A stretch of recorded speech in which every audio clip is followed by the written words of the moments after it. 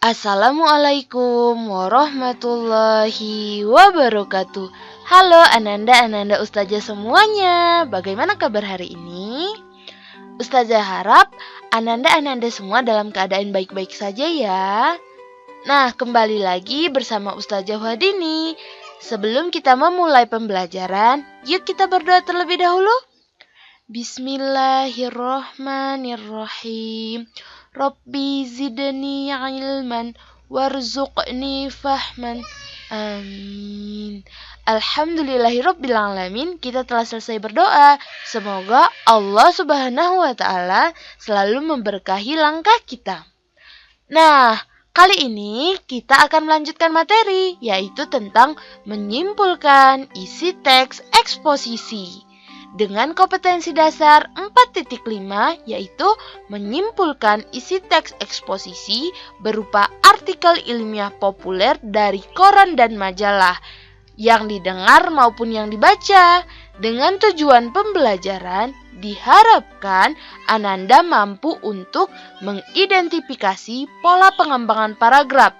Yang kedua, memahami langkah-langkah dalam membuat simpulan pada teks eksposisi. Nah, pola pengembangan paragraf ada 3. Yang pertama, pola umum ke khusus atau disebut deduktif. Dari pola khusus ke umum disebut induktif. Yang ketiga ada paragraf campuran. Nah, berikut kita akan menjelaskan tentang paragraf deduktif. Paragraf deduktif adalah paragraf yang kalimat utamanya terletak di awal paragraf, kemudian diikuti oleh beberapa gagasan penjelas. Nah, berikut adalah contoh dari sebuah paragraf. Nah, kira-kira dari sini yang mana yang dikatakan sebagai kalimat utama?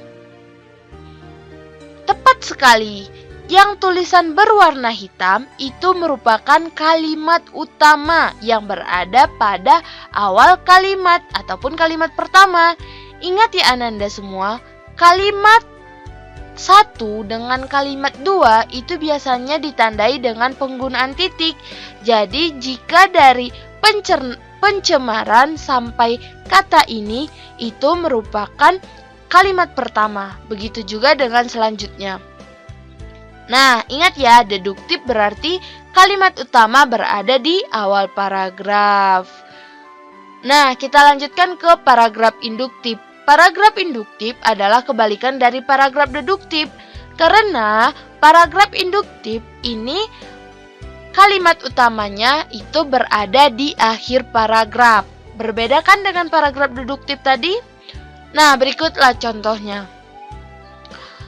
Nah, Ananda semua juga bisa melihat bahwa tulisan yang berwarna hitam tersebutlah yang dikatakan sebagai kalimat utamanya. Nah, jadi bedanya jelas ya. Deduktif itu di awal, induktif berarti di akhir. Oke, kita lanjutkan ke paragraf campuran, yaitu kalimat utamanya berada di awal dan di akhir kalimat. Maksudnya gimana? Nah, kita bisa melihat bahwa adanya kalimat utama di awal dan di akhir paragraf. Yang pertama, ide atau gagasan merupakan sumber kreativitas manusia. Berbeda dengan ide yang berarti akal pikiran, ide dalam hal menjadikan seseorang mempunyai kemampuan suatu karya dapat bernilai tinggi dan berharga. Intinya, kreativitas seseorang dapat dilihat dari hasil pemikiran atas ide-ide yang mendasari. Nah, disinilah menjelaskan tentang sebuah ide. Di sini di kalimat pertama menjelaskan tentang pengertian ide. Kemudian di sini baru dia menjelaskan kembali tentang bagaimana seharusnya ide itu ada. Nah, terakhir mereka menyimpulkan kembali menjelaskan tentang utamanya. Intinya, kreativitas seseorang dapat dilihat dari hasil pemikiran atas ide-ide yang mendasarinya. Kembalikan kepada kalimat pertama. Nah, inilah yang dikatakan sebagai paragraf campuran. Kemudian kita lanjutkan kepada langkah-langkah menyimpulkan isi teks eksposisi. Kenapa kita harus mempelajari ini? Karena bertujuan untuk memudahkan pembaca untuk mendapatkan sebuah kesimpulan dari sebuah teks eksposisi. Jadi ketika kita selesai membaca sebuah artikel, jadi kita dengan mudah ataupun dengan gampang insya Allah bisa mendapatkan sebuah kesimpulan. Bagaimana caranya? Nah, yang pertama, perhatikan judul teks. Jadi judul ini mewakili isi paragraf. Dengan memaknai judul, pembaca bisa mengetahui isi paragraf secara umum. Contoh, artikel yang kita baca itu seperti minggu lalu itu ada kecanduan gawai. Jadi berarti kita tahu nih gambaran umum teks itu tentang apa. Berarti menjelaskan bagaimana ciri-ciri orang dalam yang dikatakan kecanduan terhadap handphone tersebut. Nah, yang kedua, kita harus menemukan gagasan utama setiap paragraf. Karena dari paragraf 1 ke paragraf 2 itu masing-masing memiliki kalimat utama ataupun gagasan utamanya di setiap ataupun per masing-masing paragraf. Yang ketiga, inilah langkah-langkah yang terakhir. Setelah kita rangkaikan gagasan utama, kita jadikanlah sebuah paragraf dengan menjadikan per kalimat utama tadi menjadi sebuah kesimpulan. Contohnya seperti ini.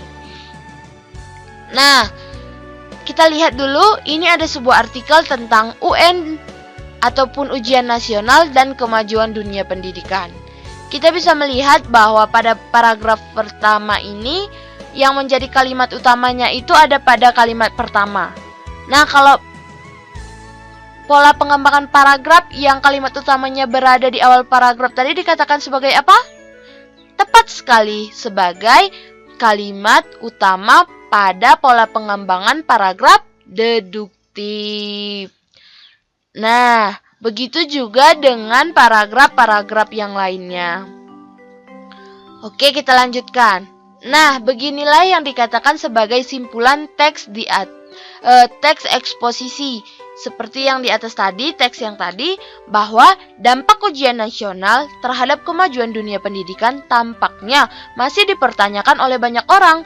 Kesibukan siswa menghafal dan terampil mengerjakan soal jelas akan berpengaruh terhadap gaya mengajar seorang guru.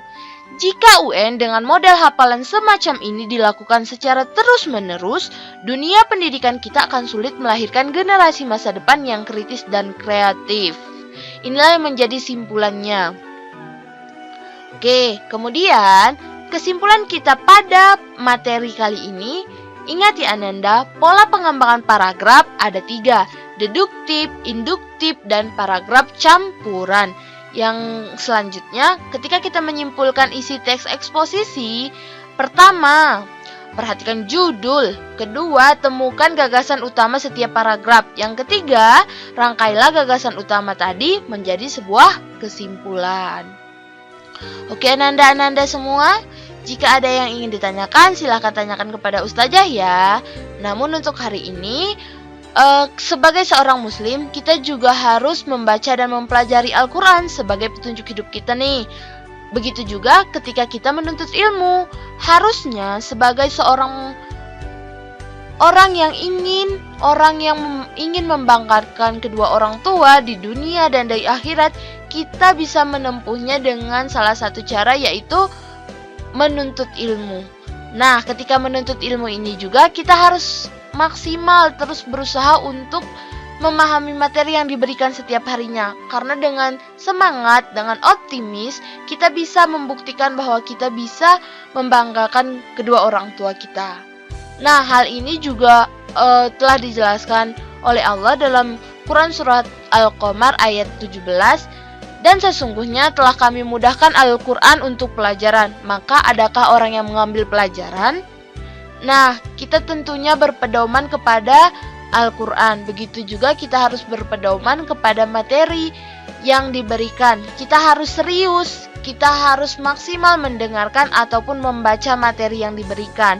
Jika ada yang kurang ngerti, boleh ditanyakan. Jika memang sudah ngerti, alhamdulillah Ananda sekalian bisa terus menggali informasi yang lain. Ingat ya Ananda, jika memang kita sudah paham, coba jadi seperti padi, semakin berisi semakin merunduk. Oke Ananda semua. Nah, Ananda sekalian, kamu pilih lingkungan yang kotor atau bersih, karena pilihanmu adalah tanggung jawabmu. Dan optimis akan memberikan stimulus pada keberhasilan yang kamu peroleh. Nah, sampai ini dulu materi kita. Lebih dan kurang Ustazah mohon maaf. Assalamualaikum warahmatullahi wabarakatuh.